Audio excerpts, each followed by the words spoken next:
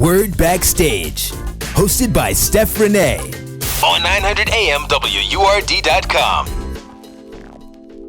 This is Stephanie Renée with WURD 900 AM here in Philadelphia, and we are glad to be here discussing what is a wonderful film that I had a chance to screen last night, Barbershop, The Next Cut, with these two very, very talented gentlemen in front of me. And Deon, I'll start with you. It has been quite the year for Blackish, and watching everybody sort of, after a very tentative moment about the name, now getting into the concept of the film. So how has it been with you to watch this sort of phenomenon grow? It's been great. Just seeing how it's festering, and it's something that I've always believed in. And going into each project, I hope for the best in it, and God's glory has been happening. So yeah. That's a wonderful thing. And I know that Kenya Barris is involved on the production side of the film. Yeah. So in thinking about how all of this comes together and knits itself together, for you, Ice Cube, wow, in terms of the last 18 months between seeing your son get a chance to play you on film.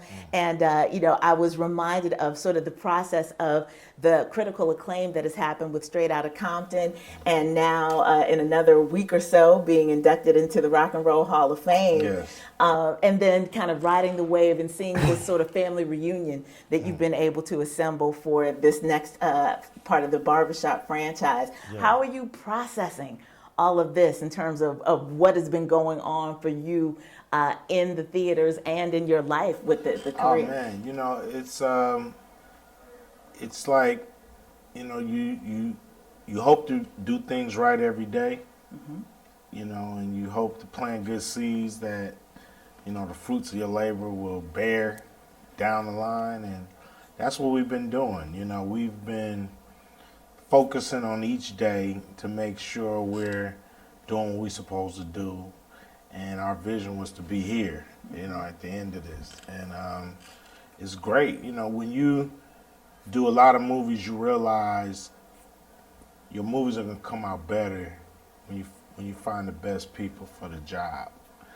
So having Malcolm, having Kendra, having people like Said and Deon and Common and Nikki, and just trying to make the cast star-studded. Regina Hall, it works when you do the right thing, when you have good people and you give them leeway to do what they do. That makes it easy. Right.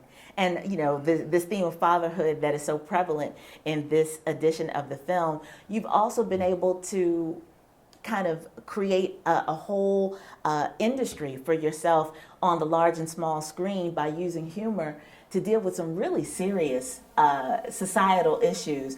And I think that's what the feeling that I got from the audience last night at the screening is that we can appreciate that. We take that journey with you in a way that I think sometimes other filmmakers struggle to try and find a balance between the heartstrings and also making us laugh, which we did quite a bit in the film, thanks to both of you. Well, I think with my movies, reality is more important than humor. Even when you're making a comedy, reality is more important than trying so hard to get the joke.